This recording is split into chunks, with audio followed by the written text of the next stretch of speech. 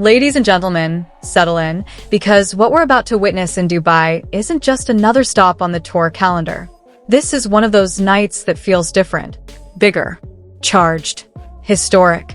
Under the blazing lights of the Dubai Duty-Free Tennis Championships, a quarterfinal is unfolding that has the entire tennis world leaning forward in anticipation. On paper, it's a WTA 1000 matchup. In reality, it feels like a Grand Slam final disguised as a quarterfinal. On one side of the net stands a player who needs no introduction, the reigning French Open champion, the 2023 US Open winner, current world number 4, and one of the most recognizable faces in global tennis, Coco Gauff. On the other side, rising with fearless momentum and carrying the hopes of an entire nation, is 20-year-old Filipino sensation Alexandra Eala, ranked number 47 in the world, but playing like someone who has already broken into the elite. Let's be clear, this is not just a match. This is a collision between establishment and insurgent. Proven champion versus fearless believer. A defining moment not just for two athletes, but for American tennis, Philippine tennis, and the ever-expanding global reach of the WTA Tour. And the stakes? They could not feel heavier. The run of a lifetime Alexandra Eala is riding a wave right now, not just confidence, but conviction. The kind of momentum that shifts careers. Just hours ago, she dismantled seasoned Romanian veteran Sorana Cîrstea in straight sets, 7-5, 6-4, booking her first ever WTA 1000 quarterfinal. But that victory wasn't just about advancing. It was about growth. Because 24 hours before that, she sent shockwaves through the draw by eliminating world number 8 Jasmine Paolini in a stunning 6-1, 7-6 performance that left analysts scrambling for superlatives. That wasn't luck. That wasn't a hot day at the office. That was controlled aggression. Sharp returning. Relentless pressure. Eala suffocated second serves. Took the ball early. Dictated from the baseline with a maturity far beyond her years. She didn't look like a hopeful underdog. She looked like she belonged. And here's what makes this even more impressive. Earlier this month, she reached a career-high ranking of number 40, the highest singles ranking ever achieved by a Filipino player in the Open era. A historic milestone. But the WTA's rolling 52-week ranking system is unforgiving. A couple of early exits nudged her down to number 47. Don't let that number fool you. Her level right now? Top 10. We've seen glimpses before. Remember her breakout run at the Miami Open last year? Wins over Grand Slam champions like Madison Keys and Iga Swiatek. That wasn't a fluke. That was a warning shot. Dubai is simply confirmation. Against Cîrstea, a crafty veteran who defeated her in Madrid back in 2024, Eala flipped the script. Down 5-4 in the opening set. She didn't blink. 3 straight games. Set secured. In the second, she exploded to a 4-0 lead, hammering second serves and stepping inside the court with authority. Even when Cîrstea clawed back to 5-4, Eala calmly served it out at love. Afterward, she said something that tells you everything about her transformation. She stayed calm and trusted her shots in the moments that mattered most. That's not the language of a prospect.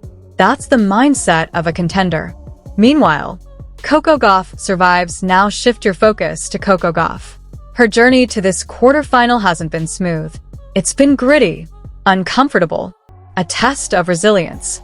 In the previous round, she endured a brutal 3-set battle against Elise Mertens, a match that felt like a roller coaster with no safety bar.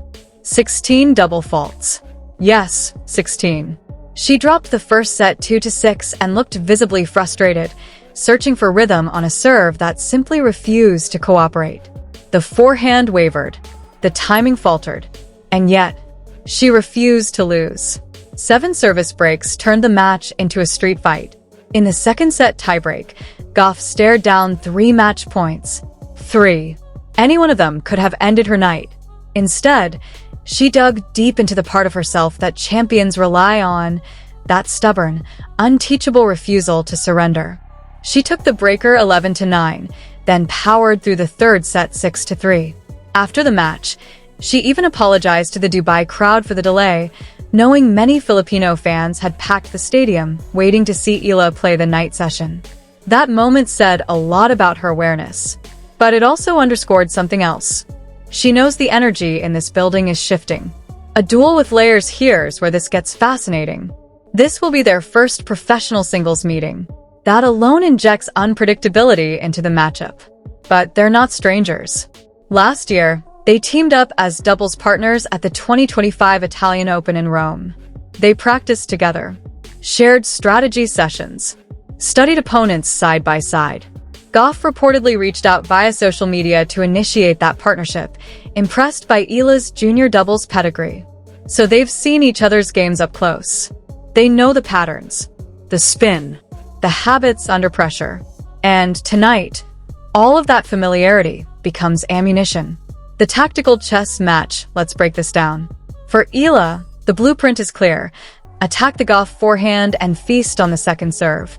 As a left-hander, her heavy cross-court forehand naturally targets Gauff's forehand wing, historically the American's more vulnerable side. If she can stretch Gauff wide there, she opens the court beautifully for her backhand down the line. And her returning this week?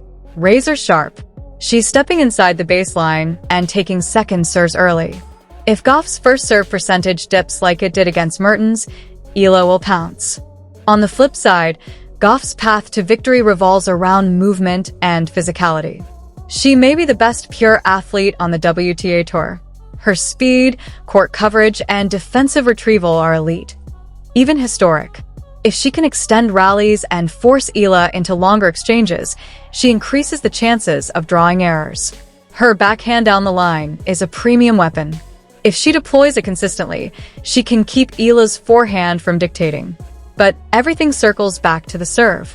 If Gauff finds rhythm, if the toss steadies and the double faults disappear, she regains control of the narrative. If not, Eala will apply scoreboard pressure relentlessly. The crowd factor now, let's talk atmosphere. Dubai's hard courts are quick and slick, ideal for both players. But the real wild card is the crowd. The UAE has a massive Filipino expatriate population. Whenever Eala steps on court in the Middle East, it feels like a home match. Flags wave, chants echo, the energy swells. It's loud, emotional, electric. For Eala, that support can be fuel. For Gauff, it's another variable to manage. Yes, she's played and won on the biggest stages in tennis. But dealing with a partisan crowd in a tighter venue against an opponent feeding off that energy, that's a unique psychological test. She'll need to create her own bubble, block out the noise, stay emotionally neutral. Because once momentum swings in that building, it could get very loud. Two very different pressures. What makes this matchup even more compelling is the nature of the pressure each player carries. For Gauff, expectation is constant. As a multi-time Grand Slam champion and the face of American tennis, deep runs are the standard. Anything less invites scrutiny. Her pressure is about maintaining dominance. For Eala, the pressure is about history. Every milestone she reaches rewrites the record books for the Philippines. A victory tonight would transcend tennis back home. It would be national news. A moment of pride felt across an entire country, even at a late hour in Manila. Her pressure is about breakthrough. Two young women, two dreams, two very different emotional weights. How they channel that will decide everything. And we are only getting started. In Part 2, we'll dive even deeper into legacy implications, biomechanical advantages, long-term trajectory, and what this match could mean for the future of the WTA landscape itself. Because make no mistake, tonight in Dubai isn't just about a semi-final spot. It's about arrival. Stay with me. Now let's talk about Alexandra Eala. Her journey is the kind of story that deserves a documentary one day. From practicing on public courts in Manila to training at the prestigious Rafael Nadal Academy in Spain, she has built this career brick by brick. Her family sacrificed. She relocated continents. She immersed herself in a high-performance environment built on discipline and relentless work ethic. And it shows. Her game is structured, intelligent, technically clean. As a left-hander, she creates angles that feel uncomfortable, especially on fast, hard courts. Her cross-court forehand jumps high and heavy, dragging opponents off balance. Her two-handed backhand is compact and reliable under pressure. And perhaps most impressively, her return positioning reflects confidence. She doesn't retreat. She steps forward.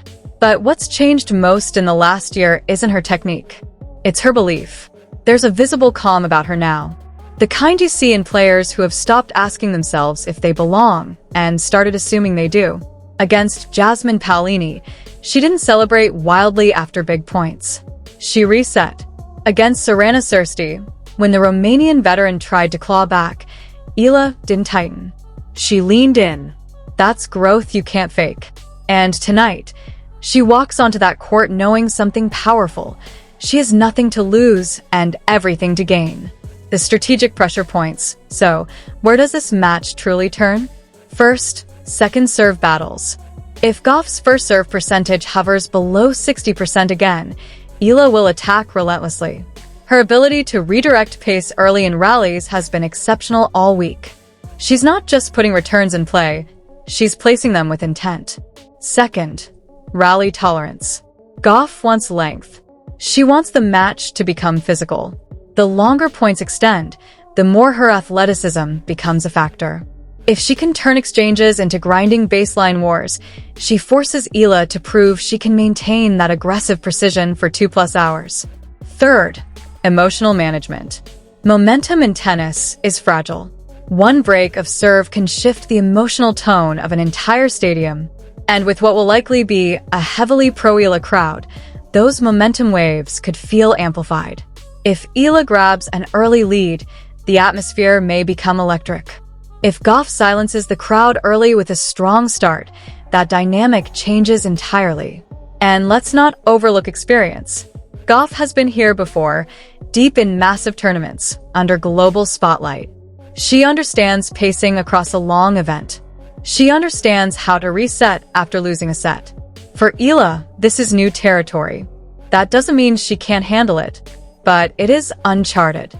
The cultural magnitude back in the Philippines, it's late. Very late. But living rooms are lit.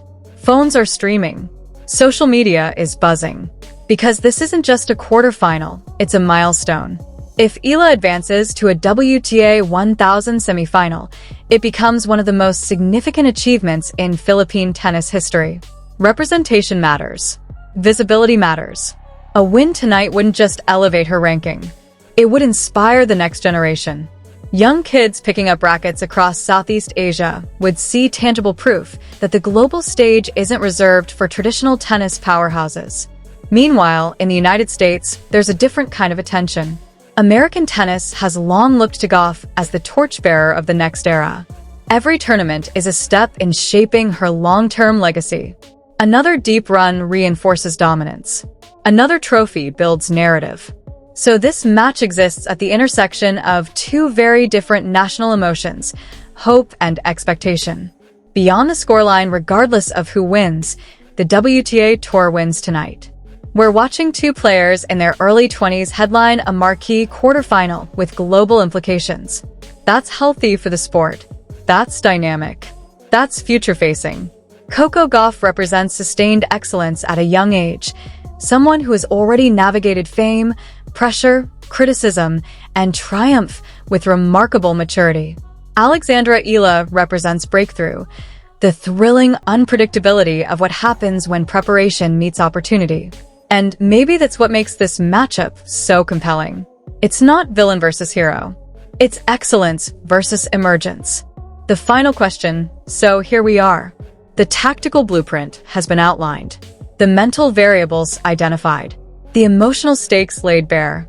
In a matter of hours, they'll walk onto the court at the Dubai Duty-Free Tennis Championships, bounce the ball, and begin writing the next chapter.